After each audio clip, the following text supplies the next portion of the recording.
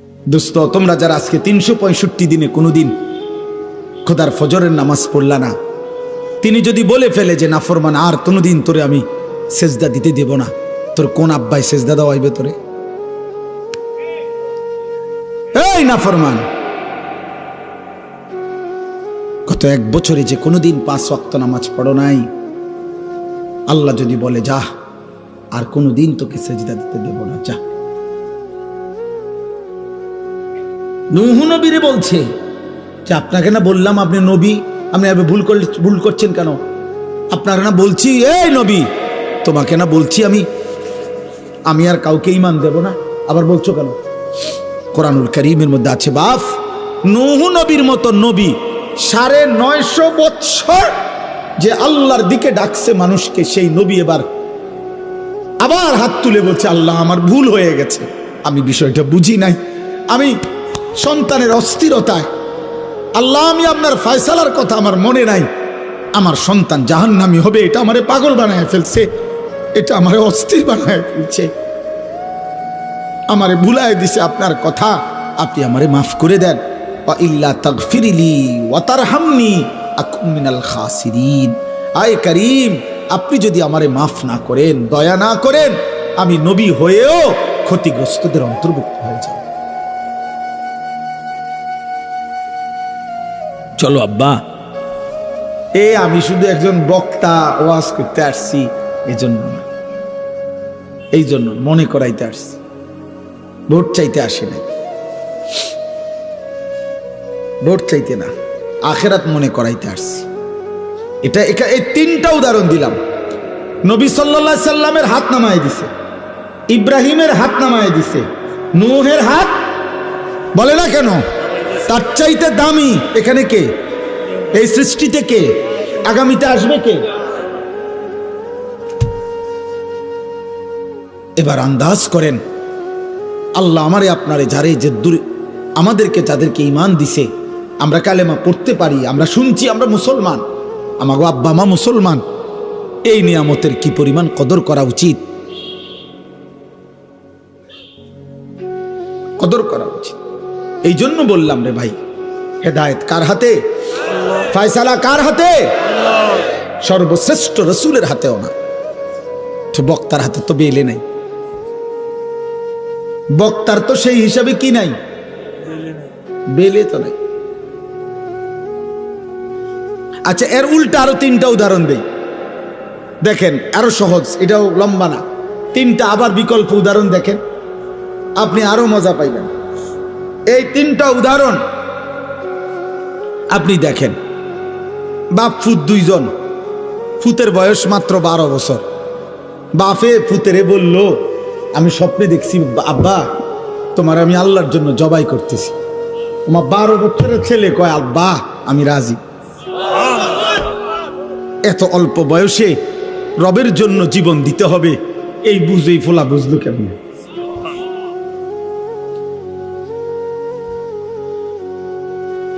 আল্লাহ বলছে দেখো তো, এবার ইব্রাহিম আবার ইসমাইল, আমি আল্লাহ 2 জনকেই পূর্ণ ঈমানওয়ালা বানায় দিলাম, এটাও আমার ফয়সালা। আচ্ছা, এবার আবার শুনেন, 10 বছরের একটা ছেলে, সে 10 বছর বয়সে বাড়ির থেকে তার ভাইরা তারে বাইর করে দিয়া কূপে ফেলে দিছে। সে 10 বছর বয়সেই বাবার থেকে বিচ্ছিন্ন, মার থেকে বিচ্ছিন্ন। এরপরে একটা বাজারে কৃতদাসের মতো বিক্রি হয়েছে। একটা বাড়িতে যারা সবাই ছিল মূর্তি পূজক, যারা সবাই প্রতিমার পূজা করত, এই মূর্তি পূজক ফ্যামিলিতে এই ছেলেটা 10 বছর বয়স থেকে বড় হয়েছে, যেখানে তার মা নাই, বাবা নাই, দাদা নাই, দাদি নাই, নানা, চাচা, মামা, ফুফা, কেউ নাই, ঈমানের কোনো পরিবেশ নাই, কেউ নাই। একটা মানুষ তাকে লা ইলাহা ইল্লাল্লাহ শোনাবে এমন কেউ ছিল না যার। কিন্তু 10 বছর বয়স থেকে কুফুরির ঘরে বড় হয়ে এই যুবক যখন প্রাপ্তবয়স্কে এক সুন্দরী রমণী তাকে যখন জিনার জন্য ডাকছে, যুবক তৎক্ষণাৎ আল্লাহকে ডাক দিছে।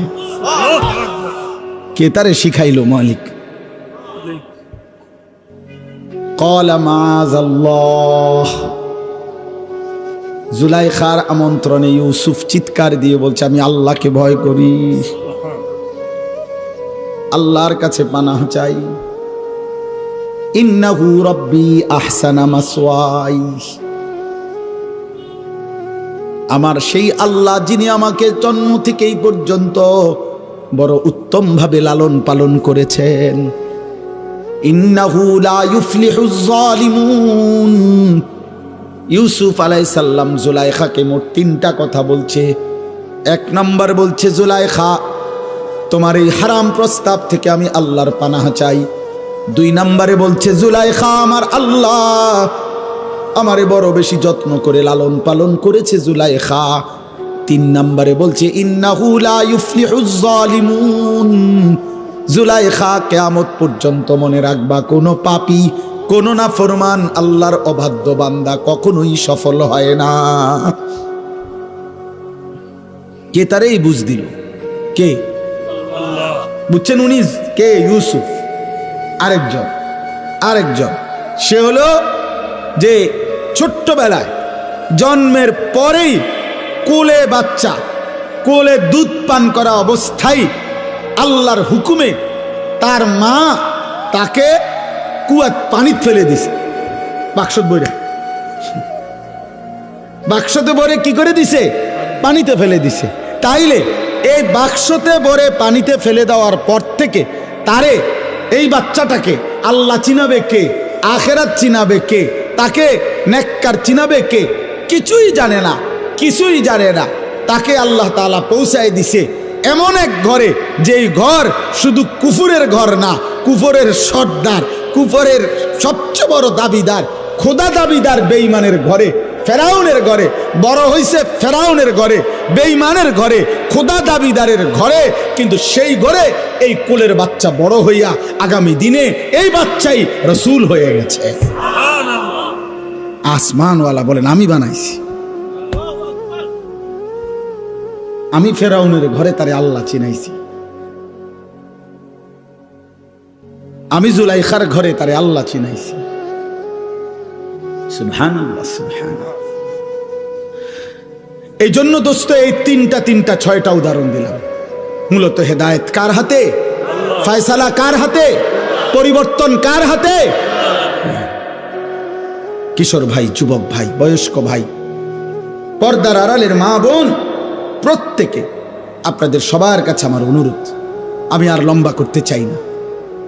লম্বা করা যাইতো কিন্তু উচিত না, কারণ আশপাশের বাসাবাড়ির মানুষ, তাদের ঘুমের সময় কষ্ট হয়। যত কিছুই আপনারা বলেন, আপনাদের ভাল লাগলেও কিন্তু ঘরওয়ালাদের কষ্ট হয় ভাই। মাইকের আওয়াজ কষ্ট পায় মানুষ, অনেকের ঘুমের কষ্ট হয়, ক্লান্ত মানুষ, মহিলা, অসুস্থ, বাচ্চা। এই জন্য খুব রাত করা আসলে ইনসাফ না, খুব রাত গভীর করা উচিত না। এই জন্য আমি আপনাদের কাছে, এই যুবক ভাই, তোমাদের সবার কাছে অনুরোধ করছি, ভাইয়া জীবনটা সুন্দর করো। আল্লাহ নিজের হাতে ঈমান দিছে। আব্বা, তোমারে মা বাপ মুসলমান দিছে, যারে আল্লাহ ঈমান দেয় নাই সে আল্লাহ চিনে নাই, তার দুর্ভাগ্য কিয়ামতের দিন দেয়। আরে দুনিয়ায় যারে আল্লাহ একটা বাচ্চা দেয় নাই, ওই মা বুঝে দুনিয়া কত কষ্টের, ওই বাবা বুঝে দুনিয়া কত কষ্টের। অতএব আমি অনুরোধ করলাম, এই রাত গভীরে এবার আমি আয়াতগুলোর তর্জমা বলি শেষ। তাইলে আমার কথা, আমাদের প্রত্যেকেই শুধু আয়াতের তর্জমা বলার আগে 30 সেকেন্ড আপনারা প্রত্যেকে নিজ নিজ জায়গায়, আমিও, আপনারাও ভাববেন শুধু একটা জিনিস, যে চোখ বন্ধ করে দেখবেন 30 সেকেন্ড শুধু একাকী নিজের কল্পনা করবেন যে আমি এখন যে অবস্থানে আছি, আমার জিন্দেগির গুনাহ বেশি নাকি নেকি বেশি। বুঝেন না হিসাবটা? এরপরের সেকেন্ড কল্পনা করবেন, আমি এই মুহূর্তে যদি আল্লাহর সামনে দাঁড়াই আখেরাতে, আমি আমার মালিকরে কি বলবো? কোন আর এই 30 সেকেন্ড কোন? আপনি বন্ধ করেন, চোখ বন্ধ করেন।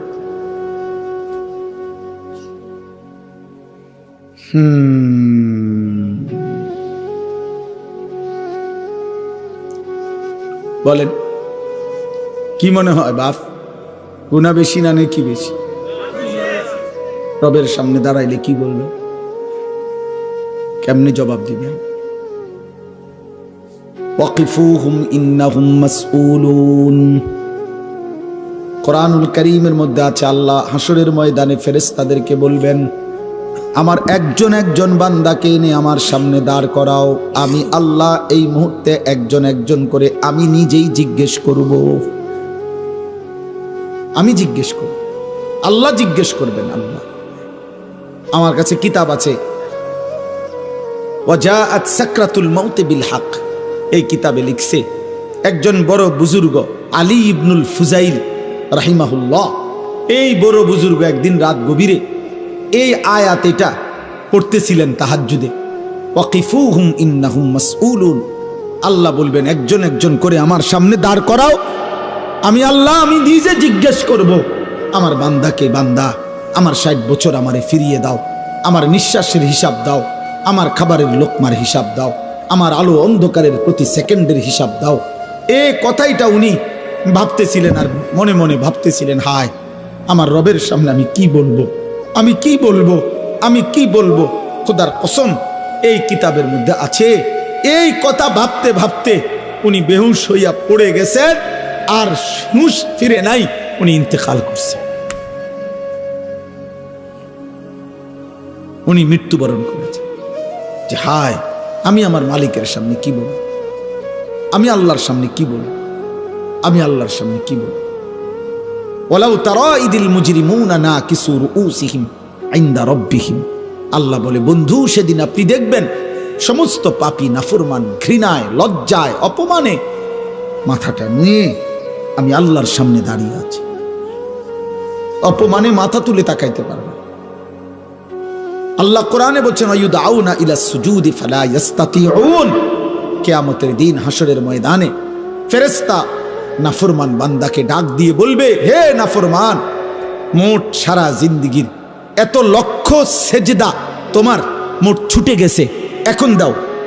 আয়ুদাউনা ইলা সুজুদ, সেজদা করার জন্য নাফরমানকে ডাকা হবে।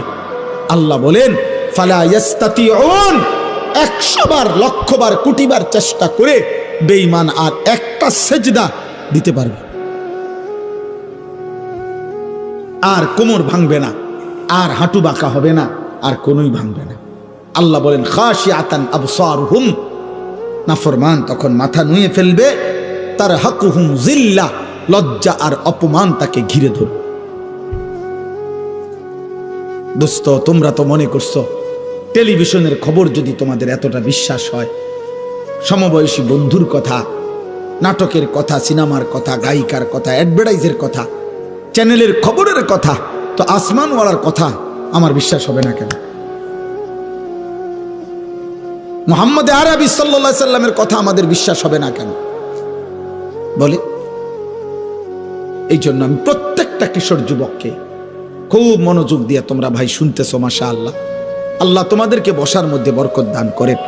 আমার নওজোয়ান, তোমার জন্য তুমি ভালো হও, তোমার জন্য তুমি ভালো হও। তুমি নষ্ট হলে, চরিত্রহীন হলে এই পৃথিবী তোমার মনে রাখবে না। কোনো পাপী, কোনো অসভ্য, কোনো চরিত্রহীন, কোনো লম্পট, কোনো বেহায়া, কোনো নাফরমানকে পৃথিবী শ্রদ্ধার সাথে ভালোবাসি স্মরণ করে না, স্মরণ করে না রে আব্বা। আমি প্রত্যেক দিন বলি, ফেরাউন এই নামে পৃথিবীর মানুষ কোনো কুত্তার নামও রাখে না, নমরুদ এই নামে পৃথিবী কোনো কুত্তার নামও রাখে না, আবু জাহেল এই নামে পৃথিবীর মানুষ কোনো কুত্তার নামও রাখে না, আবু লাহাব এই নামে পৃথিবীর মানুষ কোনো কুত্তার নামও রাখে না। কিন্তু সেই বেলাল, যাকে উত্তপ্ত বালুর মধ্যে বুকে চাপা দিয়া, পাথর চাপা দিয়া রাখছে, যে একটা কৃতদাস ছিল, যে একটা হাবশি কালো গোলাম ছিল, যে মদিনার মধ্যে মক্কায় যার নিজস্ব বাড়িঘর ছিল না, সেই বেলাল আল্লাহকে রাজি খুশি করছে। আজ কোটি কোটি ইমানদারের সন্তানের নাম বেলাল। বেলাল, অতএব ইমানদারের নাম থাকে, সেজদাওয়ালার নাম থাকে, বন্দিগিওয়ালার নাম থাকে। ও ও ওই যে দেখেন, ওই বাচ্চা দেখেন ও কি পরিমাণ আদরে আছে। দেখেন, এই দেখেন বাচ্চাটাকে, ও কি পরিমাণ আদরে আছে। এই আপন ভোলা বাচ্চা, এইভাবে প্রতিটা বাবা, প্রতিটা মা, প্রতিটা অভিভাবক কি পরিমাণ আদরে যত্নে, কি পরিমাণ সোহাগে মায়ায় বাচ্চা কাচ্চাকে আগলায়া রাখে। মা 2টা বছর দুধ পান করাইতে কতবার গালে মুখে চুমা দিছে। একজন মা তার বাচ্চাটাকে কত মহিলার কাছে, কত পুরুষের কাছে কোলে তুলে দিছে। দাদি, নানি, চাচি, মামি, ফুফির, খালার কুলে ওরে দোয়া করে দেন, ওরে হাত মুছে দেন, আল্লাহ যেন ওরে মানুষ করে, মানুষ করে, মানুষ করে। বাবায় কতবার বলছে, হুজুর আমার ফুলাডারে দোয়া করে দেন, দোয়া করে দেন। এত আদর, এত ভালোবাসা, এত দোয়া, এত আশীর্বাদ, এত হাত মুছে দেওয়া, এই সব কিছুর পরে যুবক আজ 16 বছর বয়সে তোমার বাবা, তোমার মায়ের এত ভালোবাসা, এত মায়া, এত দোয়া বিনিময় তুমি শুধু উলঙ্গ ছবি দেখো, নর্তকী দেখো, মোবাইলের জিনা ব্যভিচারী দেখো। এক ওয়াক্ত নামাজ পড়তে চায় না, একদিনও না, কোনোদিনও ফজরের নামাজ পড়লা না। হায় রে মুসলমানের সন্তান, এমন বদনসিব কেমনে হইলি বা, এমন দুর্ভাগা কেমনে হইল? এমন মালিক তোরে কে বুলাহে দিল রে বাবা? এমন সৃষ্টিকর্তা কেমনে ভুলে গেলিস? এমন মেহেরবান রব কেমনে ভুলে গেলি বাবা? বলে আফসোস করা উচিত, আফসোস, আফসোস করা উচিত। চলেন তর্জমাটা দেখেন। এই তর্জমার অর্থ হলো, যেই কোনো বান্দা জীবনের শেষ মৃত্যুর পূর্ব পর্যন্ত গড়গড়া, মৃত্যুর একটা যন্ত্রণা আছে, মৃত্যুর একটা শেষ নিঃশ্বাস টানা আছে। মানুষ শেষ টাইমে আজরাইল আসার পূর্ব মুহূর্তে সাকরাতুল মউত, মৃত্যুর যন্ত্রণা শুরু হয়, তখন মানুষ নিঃশ্বাস টানে। এটারে মরণের নিঃশ্বাস বলে। যারা বিবেকবান, সচেতন, ওরা বুঝে যে উনি আর টিকবে না, উনি আর থাকবে না। এই নিঃশ্বাস, শেষ নিঃশ্বাস টানার আগ পর্যন্ত, সাকরাতুল মউত আগ পর্যন্ত, গড়গড়া মৃত্যুর যন্ত্রণা আসার আগ পর্যন্ত আল্লাহ রসুল শুনাইছেন, আল্লাহ বলে দিছেন, বান্দা এর পূর্ব পর্যন্ত তুমি যদি কোনো একদিন কোনো সময় তোমার মনে পড়ে তোমার পুরা হায়াত তুমি ভুল করছো, গুনাহ করছো, নাফরমানি বেশি করেছো, তো ঠিক যখনই মনে পড়বে কোনো দিকে না দৌড়াইয়া আমি আল্লাহর কাছে আইসো। ঠিক যখনই আসবা আমার কাছে শুধু 3টা কাজ করবা। তুমি দিল দিয়া বলবা আমি গুনাহ ছেড়ে দিলাম, আর করব না, ওয়াদা দিলাম, আমি মাওলা লজ্জিত, মাফ চাইলাম। আল্লাহ বলে 3টা যদি অন্তর দিয়া বাস্তবিক অর্থে আমারে বুঝাইয়া বলতে পারো, আমি রব কসম করে বললাম আসমান পর্যন্ত ছোঁয়া গুনাহ আমি মাফ করে দেব। তুমি আইসো আমার কাছে, যেদিনই মনে পড়বে তোমার, যেদিনই ভুল বুঝবে তুমি বান্দা, আমার কাছে আইসো, কারো কাছে যাইও না। কুল ইয়া ইবাদিয়াল্লাযীনা আসরাফু আলা আনফুসিহিম, এই যে সূরা জুমার 39 নম্বর সূরা, 24 নম্বর পারার 53 নম্বর আয়াত। এই আয়াতটা, এটা অর্থ কোরআনুল কারীমে আল্লাহর মহানুভবতা, আল্লাহর মাগফিরাত, আল্লাহর দয়া, মায়া, রহমত, আল্লাহ তাআলার উদারতার সবচেয়ে শ্রেষ্ঠ আয়াত এই আয়াত। তাফসীরে আছে, হযরত আব্দুল্লাহ ইবনে মাসউদ বলছেন, আল্লাহ নবীর কাছে কিছু লোক এসে বলছিল, হে মুহাম্মদ, তাফসীরে কুরতুবিতে আছে, আমরা কালেমা পড়তে চাই, কিন্তু তুমি কি জানো মুহাম্মদ আমাদের গুনাহ কি পরিমাণ? বলছে মানে, কয় মুহাম্মদ চুরি কি পরিমাণ করছি আমরা হিসাব নাই, জেনা করেছি কি পরিমাণ হিসাব নাই, মিথ্যা বলেছি কি পরিমাণ হিসাব, পান করেছি কি পরিমাণ হিসাব নাই, ব্যভিচার করেছি কি পরিমাণ হিসাব নাই, খুন করেছি কি পরিমাণ হিসাব নাই। মুহাম্মদ প্রতিটা গুনার কোনো কুল কিনারা নাই, হিসাব নাই। মুহাম্মদ তোমার আল্লাহকে একবার জিজ্ঞাসা করো, আমরা তো শুধু শিরিক করি নাই, বরং এই পরিমাণ গুনাহ করছি যে জীবনটা শেষ করে দিছি। এখন তোমার আল্লাহকে বলো উনি কি পরিমাণ মাফ করবে, উনি কদ্দুর মাফ করতে পারবে, ওনারে জিজ্ঞাসা করো। আল্লাহ তাআলা তখন এই আয়াত নাজিল করে বলছে, কুল, হে নবী আপনি বলুন, ইয়া ইবাদিয়াল্লাযীনা আসরাফু আলা আনফুসিহিম, হে আমার বান্দারা, তোমরা যারা তোমাদের পুরা জীবন গুনার উপরে শেষ করে ফেলেছ, লা তাকনাতু মির রাহমাতিল্লাহ, তবুও তোমরা আমি আল্লাহর রহমত থেকে নিরাশ হইও না, আমার কাছেই আসো, অন্যদিকে যেও না। ইন্নাল্লাহা ইয়াগফিরুয যুনুবা জামিআ, আমি আল্লাহ ওয়াদা দিলাম নিশ্চয়ই আল্লাহ সমস্ত গুনাহ একসাথে মাফ করে দিবেন। কুফর সব মাফ, শিরিক সব মাফ, কবিরা সব মাফ, সব মাফ, সব মাফ, সব মাফ। তুমি আমার কাছে আইসো না, আমার কাছে। ইন্নাহু হুয়াল গফুরুর রহিম, আল্লাহ বলে কেন মাফ করব না বান্দা, তুমি জানো না আমি গফুর, সব ক্ষমা আমার কাছে, আমি রাহিম, সব মায়া আমার কাছে, সব ক্ষমা আমার কাছে, সব মায়া আমার কাছে বান্দা, আমি গফুর, আমি রাহিম। তাহলে এখানে আল্লাহ উত্তর দিচ্ছেন, গুনাহ পাপ অপরাধ যে পরিমাণই হোক আল্লাহ কি করে দিবে, বলেন না কি করে দিবে। এখন শর্ত হইল, প্রশ্ন হইল কি করতে হবে, বলেন কি করতে হবে। এই পরের আয়াতে এখানেই শোনেন, আল্লাহ বলছেন 54 নম্বর আয়াতে, ও আনিবু ইলা রব্বিকুম, 1 নম্বর কাজ, তোমরা তোমাদের রবের নিকট তওবা করো।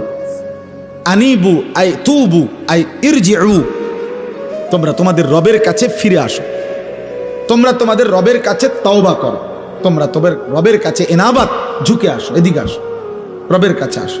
কি করো, কথা বলেন না কি করো, ওরে ভাই শেষ করে দিচ্ছি, বলেন কি করো, তওবা করো, তওবা, তওবা, তওবা। ওই যে আজকে ওইখানে বলছি, এখনো বলি,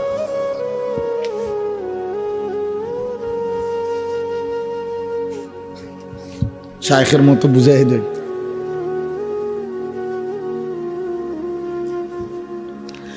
আমার শায়েখ আল্লামা মুফতি মুশতাকুন নবী কাসিমি হযরত যেমনি বুঝায় আমি এমনি বুঝাইতেছি। হযরত এইভাবে লিখে বুঝাইছেন যে এই যে চ আকার চা, এটা কি চা, এটা লিখছি না চা, তো এটাই তো চা, ঠিক না?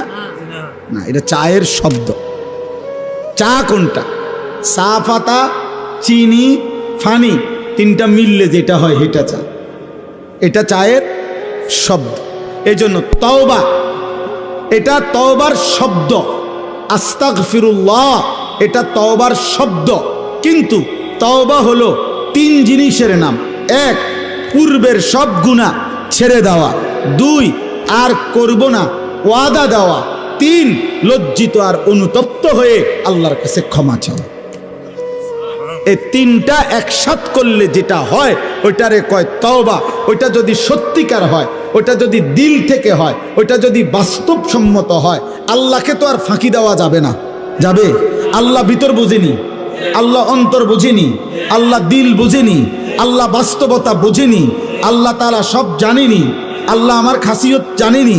এই সত্যিকার দিল থেকে প্রকৃত অর্থে এই 3 কথা যদি কেউ বলতে পারে, আল্লাহ গুনাহ আমি ছেড়ে দিলাম, আর করব না ওয়াদা দিলাম, লজ্জিত আর অনুতপ্ত হয়ে মাফ চাইলাম, খোদার কসম আর শাজিম নড়ে উঠবে, মালিক বলবে আমি মাফ করে দিলাম।